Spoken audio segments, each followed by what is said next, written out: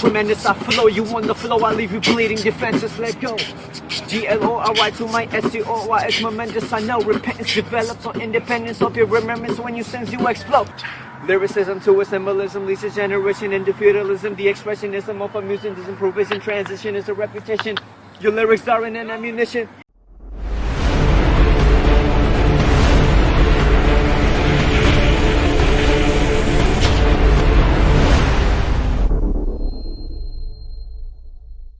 Hello guys and अस्सलाम वालेकुम। आज का जो कंटेंट है वो थोड़ा सा डिफरेंट है। इसमें एक नया सेगमेंट लॉन्च होने लगा है जिसका नाम है स्टोरी टाइम। लेकिन इसमें एक ट्विस्ट है और वो ये है कि मैं आपको सिर्फ बताऊंगा नहीं स्टोरी, बल्कि दिखाऊंगा भी।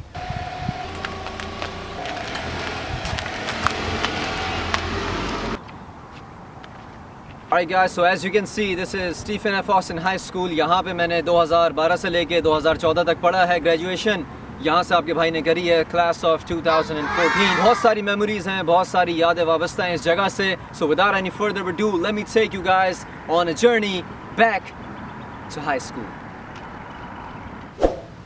अच्छा जी, तो इस वक्त मैं खड़ा हुआ हूँ उस एरिया में स्कूल के जहाँ पे लंच टाइम में हम लोग यहाँ पे इस दीवार के सामने बैठा करते थे। काफ़ी सारी चीज़ें होती थी, इधर बैटल रैप्स होती थी, मजमा इकट्ठा होता था। अब मैं आपको बताता चलूँ कि अमेरिका में जो हाई स्कूल्स हैं या मिडिल स्कूल्स हैं, वहाँ पे लंच में आपको क्या मिलता है? काफ़ी सारे ऑप्शंस होते हैं, कैंटीन होती है पूरी और उसके अंदर आपको बहुत सारे ऑप्शंस मिलते हैं। लेकिन क्योंकि हम मुस्लिम हैं तो हमारे लिए सिर्फ दो ही ऑप्शन थे। एक चीज़ पिज़्ज़ा का ऑप्शन था और दूसरा था That's right, nothing.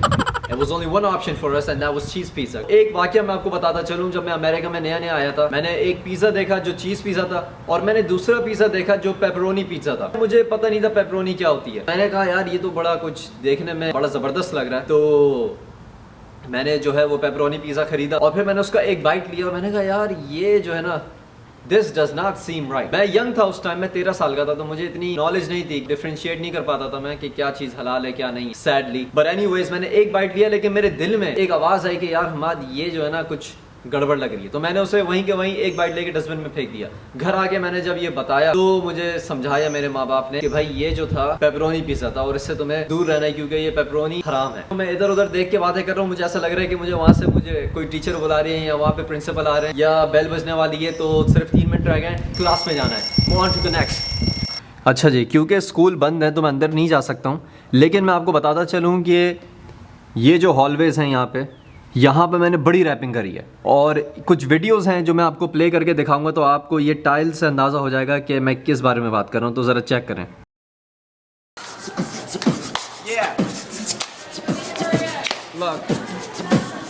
Let's go.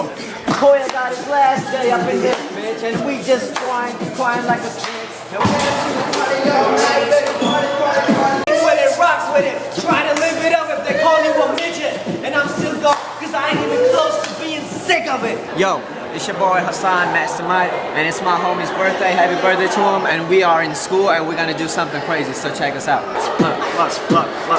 Happy birthday. Flow so ballistic, gotta bear with the beat too. Every lyric spit it, competition is stiff, and it's so quick, wicked, sticking to the script. Just call me scripted, motherfucker, I'm ill, I'm not sick. And get everybody in the picture, get everybody in the picture. All out of people, everybody just going, blowing out the trigger. Come check it, yo. We bout to bust the flow, freestyling off the top, I'm about to go, got my flip full, and my goons right here with me riding all day long. We don't care what you see, cause what you see is what you need. We ain't talking about no things in the cause we just doing our thing, we going on the top, let's bring it with me. Yeah, we gon' ride the street, see myself as a priest, homie I'm tripping, no you just linking the deep, and I'm still going, keep blowing, keep blowing, don't really see anything, it's my only vision, homie. Go walk up right there, and then come back so I can tell what it's like, I'm living in hell. तो जी हाँ, जैसा कि आपने देखा यहाँ पे आपके भाई ने रैपिंग स्टार्ट करी थी। स्टार्ट मैंने वैसे इससे पहले एक और मिडिल स्कूल था जहाँ पे करी थी, लेकिन यहाँ पे मेनली जो ड्रीम था ना वो it came to life over here. और ये वो एरिया है जहाँ पे हम निकल के फिर एक ऐसी जगह जाते थे जो जगह मैं आपको बताने से बेहतर है वो भी मैं दिखाई दूँ कि क्या है।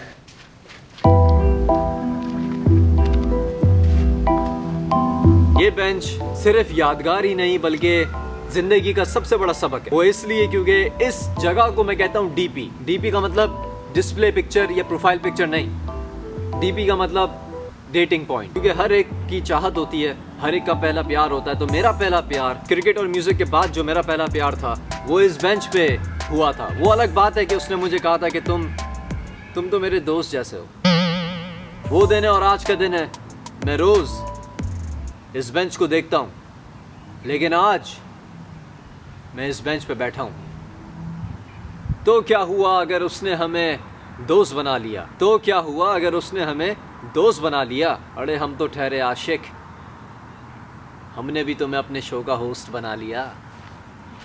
ओके सो ये वाला जो एरिया है ये बड़ा खौफनाक एरिया, क्योंकि यहाँ पे वो वाली मेमोरीज हैं जो मैं याद करते हुए मुझे एक झिझक होती है। सीन ये हुआ था कि साल था 2013 का। मेरा एक दोस्त था एडी मेरा बड़ा जिगरी दोस्त था उस टाइम का। और उस टाइम पे जॉर्डन्स के एक शूज़ थे जो बड़े पॉपुलर हुए थे और मुझे वो चाहिए थे, लेकिन मेरे पास इतने पैसे नहीं थे कि मैं वो वाले शूज़ खरीदूं खुद से।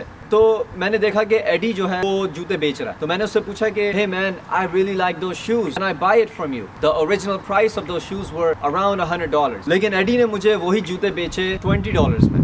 तो मैं बड़ा खुश। उसने कहा ये ब्रांड न्यू है, सिर्फ तेरे लिए। मैंने कहा ठीक है आने दो। अगले दिन मैं पहन के स्कूल में पूरा दिन गुजारा। मेरा जो घर है वो यहाँ से 15 मिनट दूर है, तो बस नहीं आती, तो हमें वॉक करके जाना होता है। तो उस दिन मैं जूते पहन के, नए नए जूते पहन के मैं जा रहा था। मैं इस दरवाजे से बाहर निकलता हूँ और यहाँ से मेरा घर आता है। तो मैं यहाँ पे जैसे ही आया तो मैंने सामने देखा around 15 guys were right here in front of me। 15 काले लड़के यहाँ पे खड़े हुए and they are confronting me। मुझे कहते हैं कि hey bro, those shoes are mine। मैंने कहा कि what do you mean they're yours? ये तो मैंने खरीदे।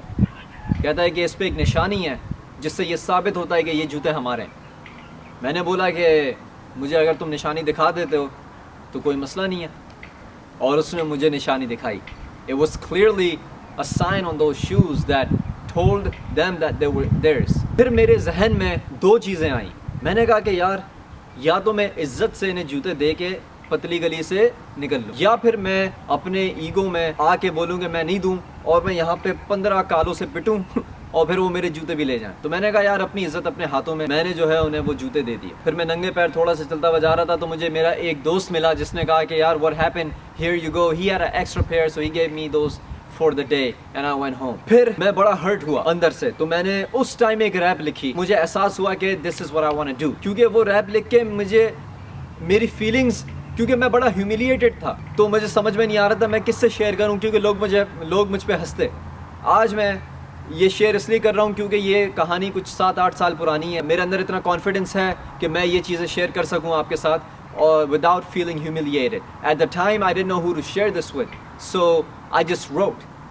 मैंने रैप लिखी और जब मैंने रैप लिखी तो मैं बड़ा अच्छा मुझे महसूस हुआ। एनीवेज उसके बाद मैंने एडी की खूब क्लास ली और उसके बाद से मैंने उस पर कभी भरोसा नहीं किया, यहाँ तक कि आज मेरी उससे कोई बातचीत नहीं है, बल्कि उसी वक्त मैंने उससे टोटली कट ऑफ कर लिया। मैंने माफ़ कर दिया लेकिन मैं भूला नहीं।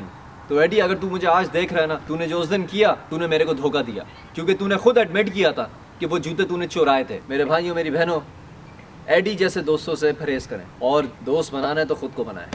तो मेरे दोस्तों, इसी के साथ आज की वीडियो ख़त्म हुई। तो मुझे आप बताइएगा कि अगर आपको ये कंटेंट अच्छा लगा, अगर इस तरह की और स्टोरीज़ आप सुनना चाहते हैं तो मैं आपके लिए वो करने के लिए बिल्कुल तैयार हूँ, क्योंकि मेरे पास बहुत सारे ऐसे इंसिडेंट्स हैं जो आई थिंक शेयर करना दुनिया के साथ काफ़ी ज़रूरी हैं। So if you like this, give this a big thumbs up, leave your comments under the comment section, and do not forget to hit that subscribe and the bell. I'm out.